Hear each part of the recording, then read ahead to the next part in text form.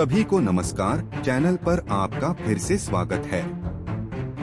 आज हम अब तक की सबसे खूबसूरत लेकिन हैरान करने वाली प्रेम कहानियों में से एक में गहराई से उतर रहे हैं, राधा और कृष्ण की कहानी। यह एक ऐसी कहानी है जिसने सदियों से दिलों को मोहित किया है। यह दिव्य प्रेम और भक्ति का प्रतीक है। लेकिन एक सवाल समय के साथ गूंजता रहा है, एक ऐसा सवाल जो आप में से कई लोगों ने शायद खुद से पूछा होगा। अगर उनका प्रेम इतना गहरा, इतना निश्चल था, तो कृष्ण ने राधा से विवाह क्यों नहीं किया? इसे समझने के लिए हमें वृंदावन की रहस्यमयी भूमि की यात्रा करनी होगी, जहां कृष्ण ने अपना बचपन बिताया था। यह उनके प्रेम की क्रीड़ा स्थली, लीला भूमि थी। यहाँ कृष्ण अभी राजा या महान योद्धा नहीं थे, वे एक साधारण ग्वालबाल थे और राधा उनकी प्रिय सखी थी। उनकी प्रेम कहानी या रास लीला किसी सांसारिक प्रेम प्रसंग के बारे में नहीं है। यह एक आध्यात्मिक रूपक है, ईश्वर का नृत्य है। वृंदावन की गोपियां और विशेष रूप से राधा उस जीवात्मा का प्रतिनिधित्व करती हैं जो परम सत्य परमात्मा, जो कृष्ण है, से मिलन की लालसा रखती है। तो इस पहेली को समझने की पहली कुंजी यह समझना है कि राधा और कृष्ण शुरू से ही दो अलग अलग सत्ताएं नहीं थीं। शास्त्र और संत अक्सर कहते हैं, राधा कृष्ण एकात्म, जिसका अर्थ है कि वे दो शरीरों में एक आत्मा हैं। राधा केवल कृष्ण की भक्त नहीं है, वे कृष्ण की अपनी आनंद शक्ति, उनकी ह्लादिनी शक्ति हैं। वे उनके प्रति शुद्ध, निस्वार्थ प्रेम की प्रतिमूर्ति हैं। इसे इस तरह से सोचें, क्या सूर्य अपने प्रकाश के बिना रह सकता है? क्या कोई फूल अपनी सुगंध के बिना रह सकता है? इसी तरह राधा के बिना कृष्ण की कल्पना भी नहीं की जा सकती। वे उनकी आंतरिक शक्ति, उनकी परम भक्त और उनके आनंद का स्रोत हैं। तो विवाह का प्रश्न लगभग अप्रासंगिक हो जाता है। कोई स्वयं से विवाह कैसे कर सकता है? उनका मिलन आध्यात्मिक स्तर पर पहले से ही पूर्ण था, विवाह जैसी किसी भी सामाजिक या कानूनी संस्था की सीमाओं से परे। विवाह एक ऐसा अनुबंध है जो दो अलग अलग लोगों को जोड़ता है। लेकिन राधा और कृष्ण कभी अलग नहीं हुए। आइए कृष्ण के जीवन की समयरेखा पर नजर डालें। उन्होंने अपनी दिव्य इच्छा पूरी करने के लिए लगभग 10 या 11 वर्ष की आयु में वृंदावन छोड़ दिया। उन्हें अपने मामा कंस के अत्याचारी शासन का अंत करने के लिए मथुरा जाना पड़ा। उसके बाद उनके जीवन ने एक बिल्कुल अलग राह पकड़ ली। वे एक राजकुमार, एक राजनिर्माता, महाभारत के महान युद्ध में एक रणनीतिकार और अर्जुन के मार्गदर्शक बने। उनका जीवन धर्म की रक्षा और विश्व में संतुलन बहाल करने के लिए समर्पित था। वे वृंदावन में रहने के लिए कभी वापस नहीं लौटे। ग्वालबाल के चंचल दिन बीत चुके थे और उनकी जगह एक राजा और एक दिव्य मार्गदर्शक की भारी जिम्मेदारियां आ गई थीं। उस सामाजिक संदर्भ में विवाह एक राजनीतिक और सामाजिक गठबंधन भी था। कृष्ण के जीवन के अंतिम वर्षों में रुक्मिणी, सत्यभामा और उनकी अन्य पत्नियों से हुए विवाह राजा के रूप में उनके कर्तव्यों का हिस्सा थे।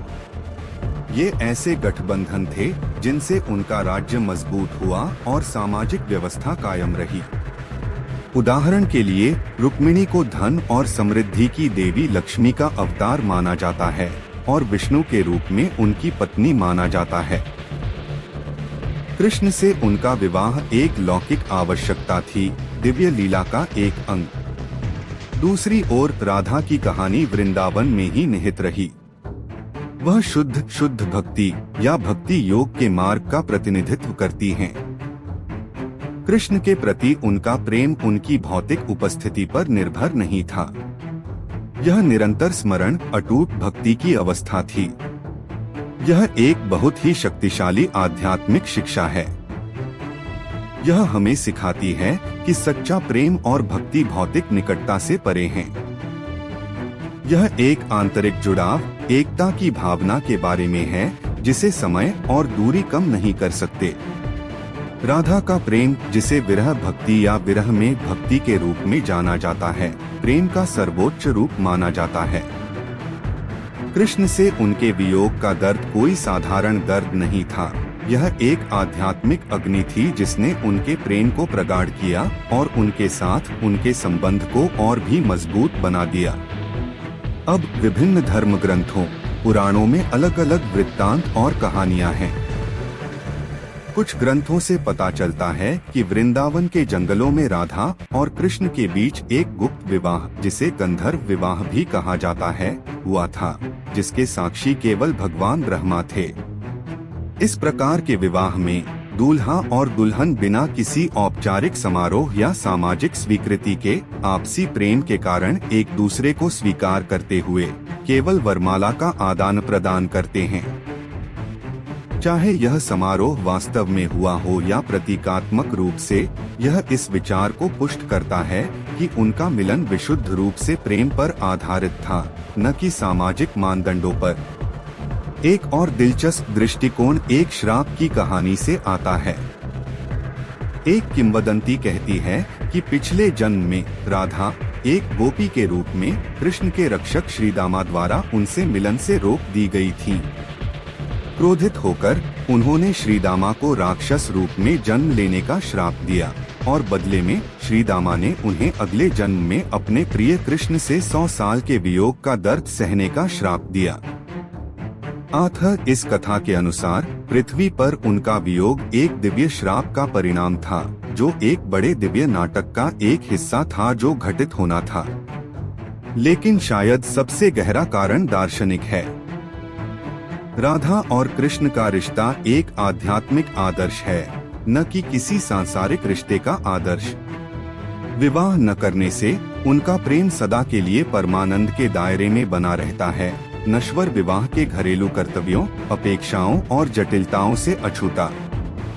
यह एक शुद्ध दिव्य प्रेम प्रसंग के रूप में बना रहता है, जो आत्मा की दिव्यता की शाश्वत खोज का प्रतीक है। उनकी कहानी यह मार्गदर्शन नहीं देती कि किससे विवाह करना चाहिए, बल्कि यह बताती है कि कैसे प्रेम करना चाहिए। यह हमें सिखाती है कि प्रेम का सर्वोच्च रूप निस्वार्थ, बिना शर्त का होता है और बदले में प्रियतम की खुशी के अलावा कुछ नहीं चाहता। जब हम राधा कृष्ण की तस्वीरें और मूर्तियां देखते हैं, तो वे लगभग हमेशा साथ ही होते हैं।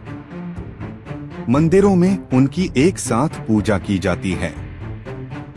भक्त एक साथ उनका नाम जपते हैं, राधे कृष्ण। आप शायद ही कभी एक नाम के बिना दूसरे को सुनते हैं। यह अपने आप में उनके अविभाज्य स्वभाव को दर्शाता है।